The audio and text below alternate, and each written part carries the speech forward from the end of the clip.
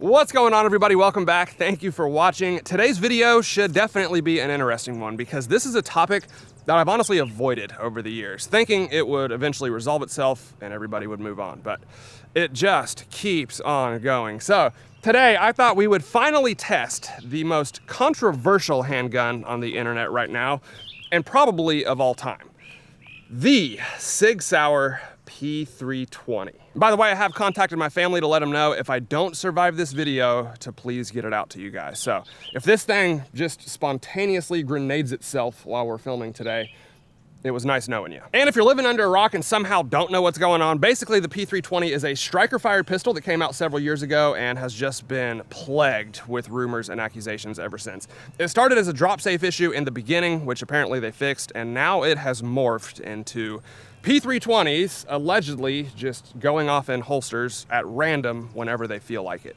which we'll get to in a minute, but that is the gist of it. So today I thought we would finally do a video with this little alleged hand grenade, and we'll see how it goes. I've had a few of these pistols over the years, and I don't think we've ever had one on the channel. So, Sig Sauer P320.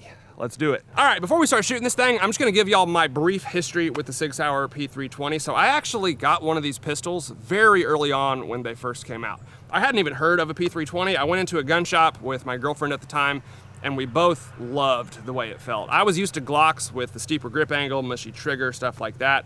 And I honestly thought the P320 felt better in every way. I still do for the most part. But yeah, shortly after that is when the recall happened, and I don't remember how long after it was, but I do know that pistol we had was within the serial number range of the ones that were recalled. So it initially started as a drop safe issue, and since then, it's basically just morphed into full-blown guns going off in holsters with no one touching them. I'll be honest, I'm not here to give my opinion on whether or not it's safe. I'm kind of in the camp that there's so many other options out there, why take the risk? But I will also acknowledge, I do think a large majority of those incidents are either user error or at least have other contributing factors. But again, it does definitely seem like P320s have more NDs and ADs than other pistols out there. So at this point, there's probably like a dozen videos that I've seen with credible evidence of these things going off when they weren't supposed to, and in almost all of them, there is some controversy on whether or not it was the gun's fault or the user's fault. Like improper holster, not fully seated in the holster, debris had gotten in there. One of them I think was a handcuff key, stuff like that. And these people are typically moving around in these videos, so it's hard to know for sure whether or not it was the gun's fault. And then most recently, a video went viral of an instructor teaching a class and a student allegedly having an ND in the holster. You can hear a pop. He walks over to the student and says, "Is that an effing P320? Get this thing off my range." My demonstration. I want you guys. All right. Is that a 320? Yep. All right. Damn it, dude. Get this gun off my range. Don't bring it back on the run. It's an interesting video. I know a lot of people in the comments are kind of speculating on whether or not it's legit because the instructor did just assume it was an ND without asking. The guy could have accidentally pulled the trigger, could have intentionally pulled the trigger, you know, somebody could have been shot. There's a lot of different things. Kind of weird about that video. Apparently the guy has come out since and he's sticking to his story, and I believe he's a reputable instructor. So I know DJ Shipley recently caught a lot of flack for defending Sig Sauer. Again, I want to make it clear I'm not here to do that. I've never been paid a dime by Sig. I do not care if you get one of these guns or not. Again, I'm kind of in the camp at this point, why buy one when there's so many other good options out there that don't have this stain on their reputation. But all that being said, we've never done a video on this pistol. I remember liking it quite a bit when I shot it several years ago, and I thought we would give it a shot today and see how it performs aside from all the controversy that's surrounding this little thing right now. So let's do it. And one more thing I forgot to mention, a lot of people are saying that Sig recently updated their user manual, and now it says, "We recommend you don't carry with a round in the chamber," which is hilarious timing if it's true, but I have to say, just to play devil's advocate, I've seen a lot of companies put stuff like that in their user manuals. They go way over the top with safety to try and reduce liability and prevent people from accidentally shooting themselves by pulling the trigger. It's not necessarily an admission of guilt that these guns will just go off whenever they feel like it, but The internet is vicious, and I have to admit, the timing is kind of funny. Doesn't help their case, I'll be honest. Now for this video, I am gonna carry appendix with a round in the chamber. Just kidding, not taking that risk, fellas. But we are gonna shoot this thing. I always follow all the safety rules anyway, so I think we should be okay. Got a full magazine here. Let's shoot it. Easy, be good. Okay, I think we're good. Let's take our first shots. Yep.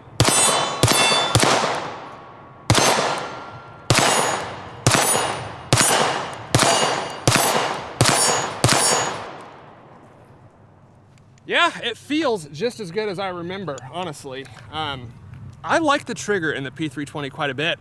It could have a better reset, but I think the trigger pull itself is pretty nice. I know a lot of people complain about the trigger. I don't really see a problem with it. I mean, it's not a staccato, obviously, but for a striker-fired pistol, I think the trigger's pretty nice. Feels good. Next magazine. By the way, this is not my pistol, so we're not gonna be drop testing it or beating the crap out of it with a hammer trying to set it off. If it goes off, you know, inadvertently during the video, I'll be sure to let you know. But there's a million videos out there already testing that stuff, so. We're like 20 yards away from these targets. I don't know why I got so far back. It's just gonna make me miss more and embarrass myself, but. See if we can hit that tiny little target. Nice. I'm gonna quit while I'm ahead.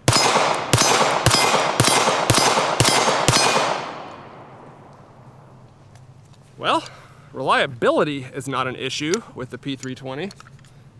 So far anyway, it is running perfect. This will be a good reliability test. We got a magazine full of Wolf steel cased ammo. Sorry, Jeremy, I'm putting crap ammo through your gun, but let's see.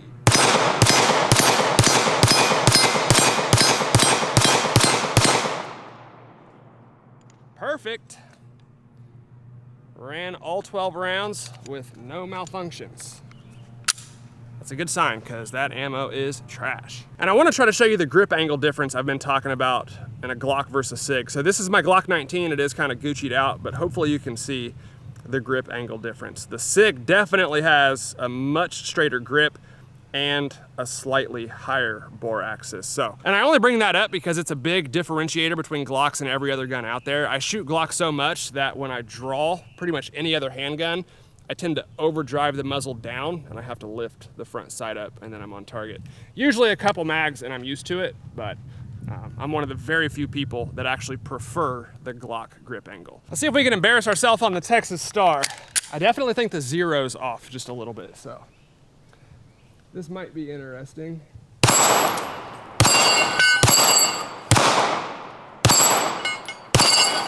Yeah. Not bad. It really didn't start rotating like it could have. I kind of got off the hook easy there, but we take those. All right, I'll go ahead and discuss some of the details on this controversial little handgun for you guys. So this is the compact version of the Sig P320, which means it does take the 15 round mags. Obviously they have several different sizes and variants, full size, compact, subcompact, etc. One thing I have to admit that I liked about the design when this pistol first came out was the way that they separated the slide and the frame from the firearm itself. So you can probably see the serial number right there.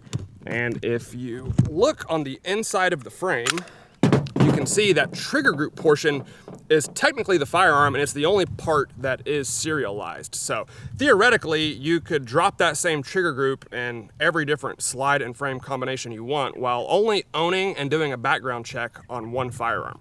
It's a pretty cool concept. It also comes from the factory with metal night sights, which is nice. That's something that Glock still refuses to do, which should be a crime in my opinion.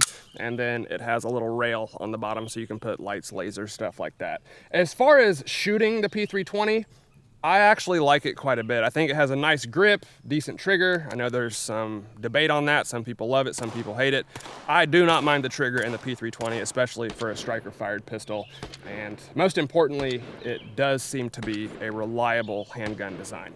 It obviously won a military contract, so it had to perform decent in that. And I honestly think that's another thing that kind of amplified this issue because it did win the military contract. There are like tens of millions of these things out there, and then law enforcement agencies started adopting them as well. So If there's really a big safety problem and they're going off on their own, that is a massive problem when you're talking about police officers, because they're obviously interacting with people all day, every day, and they're more likely to draw their handgun than your average civilian. So that's about it. I think we have put probably a couple hundred rounds through this one today. Overall, I have shot thousands of rounds through these P320s, and I've never had a single issue. No malfunctions, no NDs.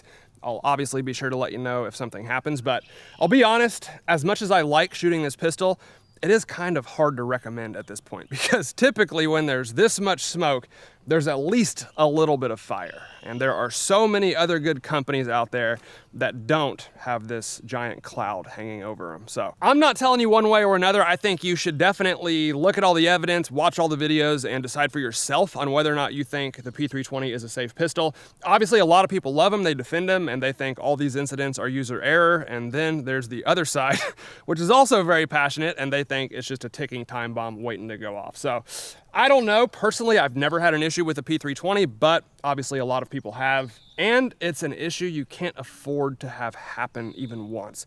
I think that's the problem. If it was just like light primer strikes or reliability issues, that would be totally different. But having your handgun go off because you bend over to pick up a piece of paper, it's literally a life and death situation. So maybe one day they'll get it worked out. I really don't know. But with all the other good companies out there that don't have these problems, it is kind of hard to recommend, I'll be honest. And by the way, I carry a Sig P365, so I'm not a Sig hater by any means. It's just this one model, but that's my opinion on the whole situation. Now, while we're standing out here, I'm gonna go ahead and give it a little accuracy test. We're probably 40 or 45 yards away. I think if a handgun can hit a small target at this distance, it's accurate enough, because most people can't shoot that well anyway. So we're gonna use a rest just to take the human error out of it. I'm gonna go for that green target first. Hit. Hit. All right, I'm gonna go for that tiny little pink one. The front sight literally covers the entire thing, plus some. Miss. That's pretty cool. Get this thing out of here.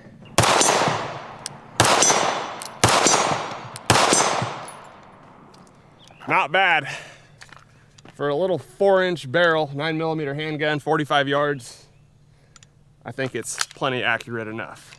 All right, guys, I've got a plan. So I brought out probably 5 or 6 weird, unique 9mm defensive rounds, and I've had a gang of these mellow yellows in my truck bed for probably 5 or 6 months now. So we're gonna get rid of them, and what I wanna do is put a different 9mm defensive round into each 12-ounce soda and see if we can get a clear winner.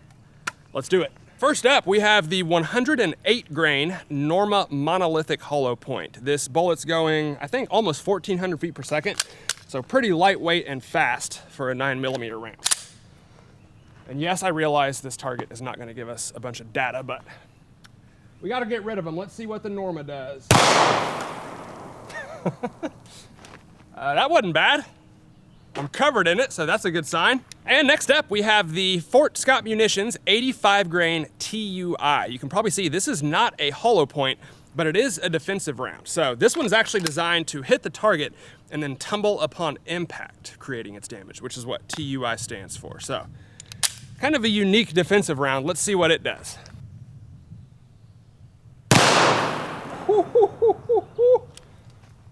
I think that was even better than the Norma.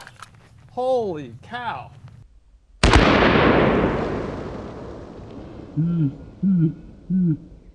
Again, I realize this is not exactly scientific data, but this is the one we hit with the Norma monolithic hollow point, and this is the one that we hit with the Fort Scott TUI. I think the Fort Scott definitely did more damage to our soda can, whatever that means. Next up, we have the 9mm CCI shot shell, or as a lot of people call it, snake shot. I haven't fired one of these in a long time. Let's see what it does.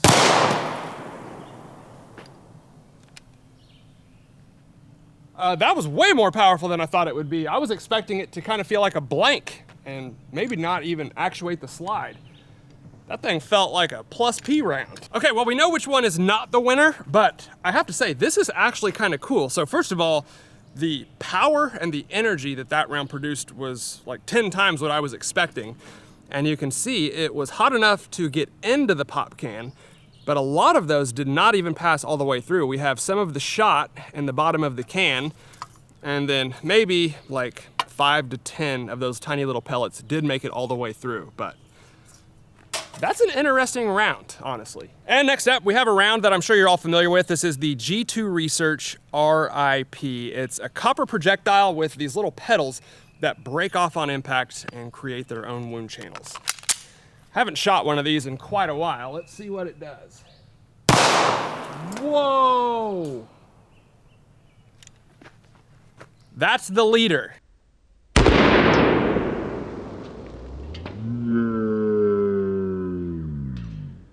Well, I expected the RIP to be one of the least impressive rounds that we shot, and I was wrong. So that's what's left of our 12-ounce soda can. The entrance hole is right there, pretty much dead center, and it just flattened that thing out like a pancake. We've got a new leader. And last but not least, we have the 115 grain Spear Gold Dot Plus P Plus. It's the only Plus P Plus round I have, which is why we're shooting it. And if you don't know, that just means it's got extra high pressure. So should be the fastest bullet we shoot for sure. Let's see what it does. Okay, I would say that is probably a close second place to the G2 RIP. It's the only one where I literally can't tell where the entrance hole is at. It just completely flattened out the entire pop can. That's a scientific test right there. You guys have a lot more knowledge now than you did when we started the video. Soda cans. Well, since the G2 RIP won our 12-ounce soda test, let's put one through a pineapple. From like 5 feet away. Not bad.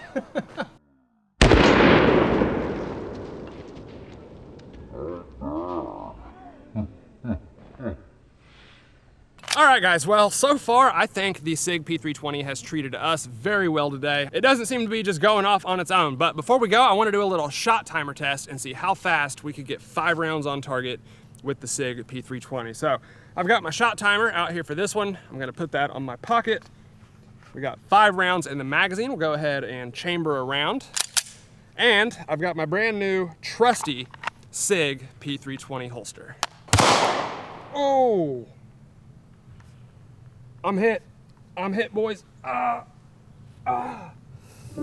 hit.